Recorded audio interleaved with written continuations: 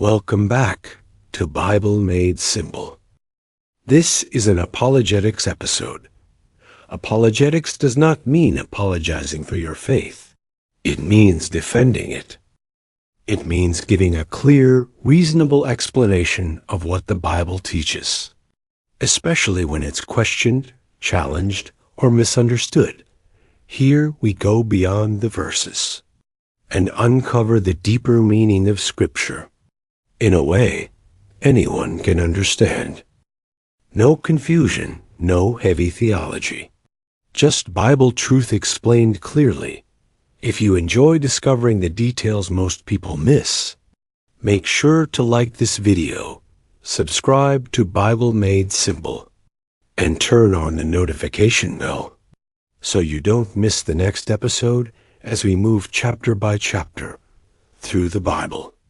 Let's begin.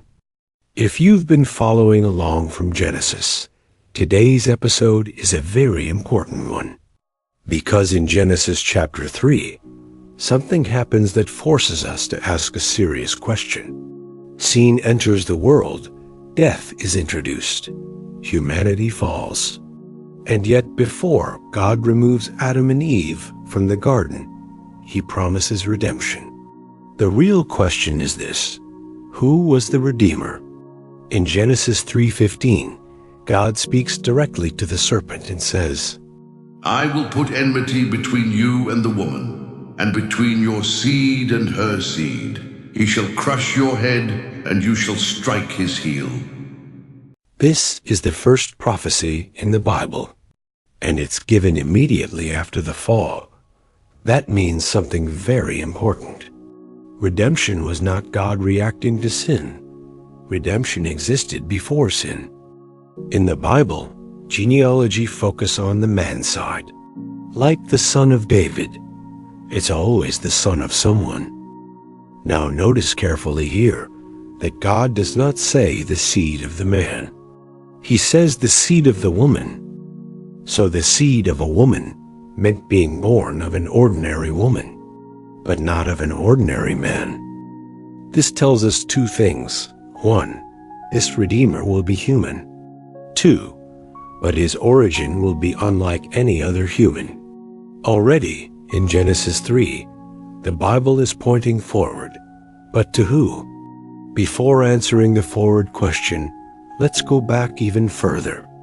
As mentioned in the previous episode, God was not talking to angels in the following verses, because angels do not create. Angels are never said to make man in their image, and angels are never described as co-creators. Genesis 1 verse 26 says, Then God said, Let us make mankind in our image, in our likeness. Genesis 11 verse 7. Come, let us go down and confuse their language. Isaiah 6 verse 8. Whom shall I send, and who will go for us? And finally, Genesis 3 verse 22.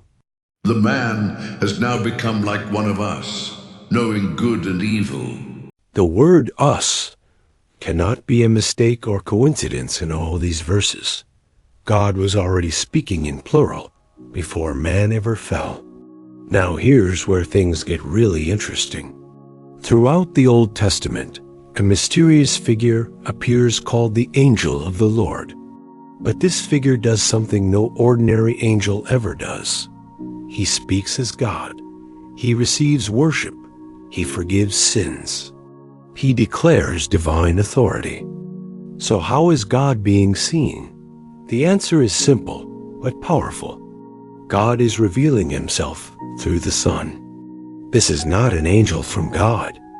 This is God appearing in a form that mankind can encounter and understand. Simply put, the angel of the Lord is Jesus Christ.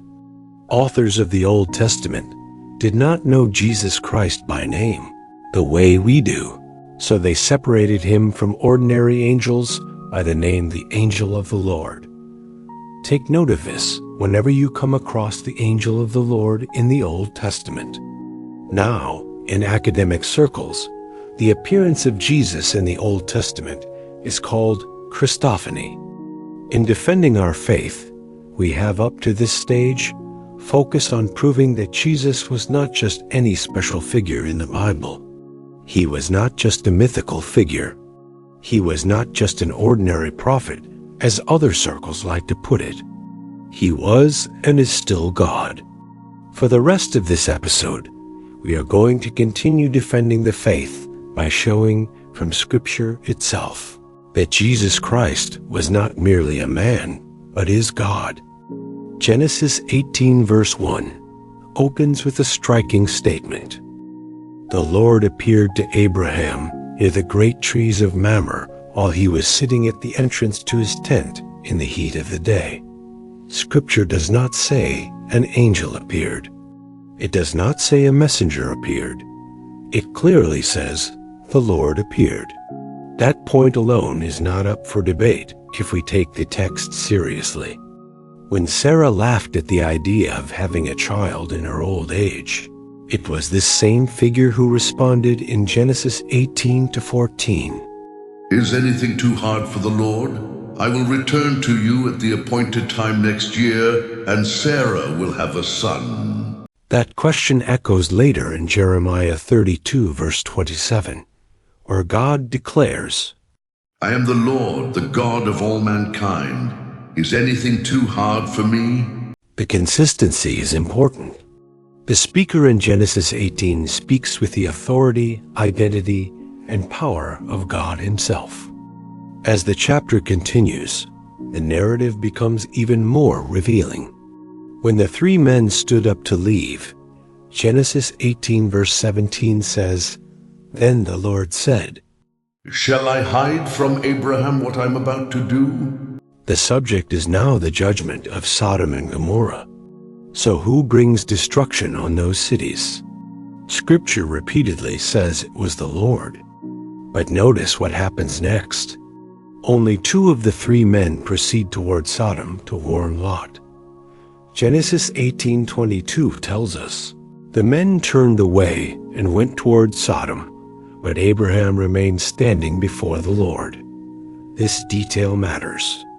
The two who leave are later identified in Genesis 19 as angels.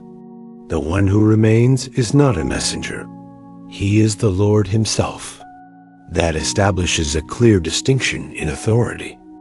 Why are we detailing this encounter with Abraham, you might ask? It is because now this is where the moment becomes truly profound. Jesus directly refers to this encounter in John 8 verse 56 when he says, Your father Abraham rejoiced at the thought of seeing my day. He saw it and was glad.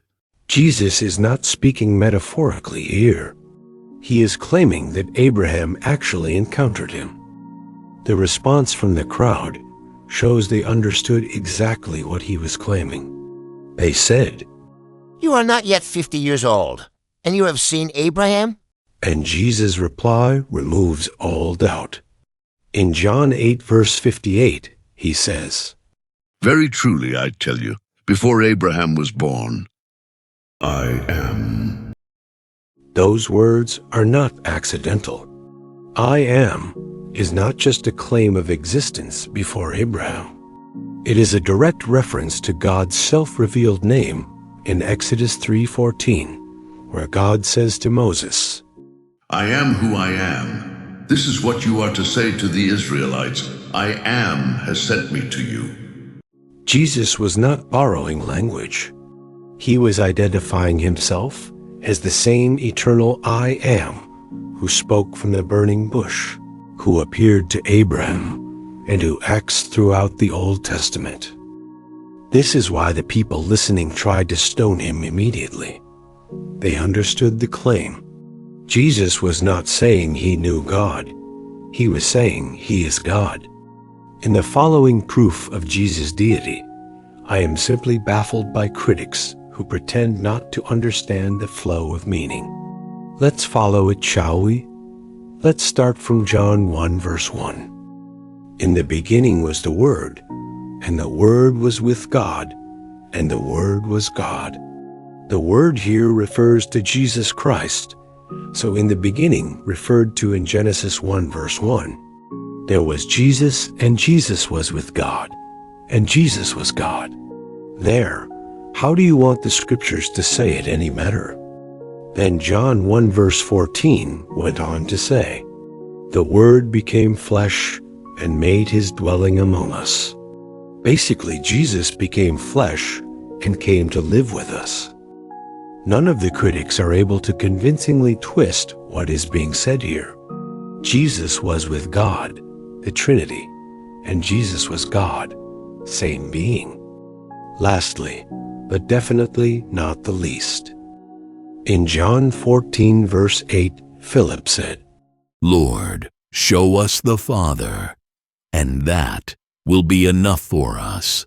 In verse 9, Jesus answered, Don't you know me, Philip, even after I have been among you such a long time? Anyone who has seen me has seen the Father. How can you say, show us the Father? The beauty of this verse is Jesus saying, I have been with you for this long, and you still don't see that I am the Father. Classic, very classic. This is the heart of biblical apologetics. Scripture, interpreting Scripture. Old Testament and New Testament speaking with one voice. Jesus does not suddenly appear in the New Testament. He has been present, active, and revealed from the very beginning. Once you see it, you can't unsee it. Never forget, Scripture interprets Scripture. The Old Testament is the New Testament concealed, and the New Testament is the Old Testament revealed. And when you follow the thread from Genesis forward, it always leads to Christ. If this episode helped strengthen your faith and sharpen your understanding, make sure to like this video. Subscribe to Bible Made Simple and turn on notifications so you don't miss what's coming next. In the next episode, we'll continue uncovering the hidden connections that reveal God's plan from the very beginning and why they matter more than ever today. Until then, keep going beyond the verses.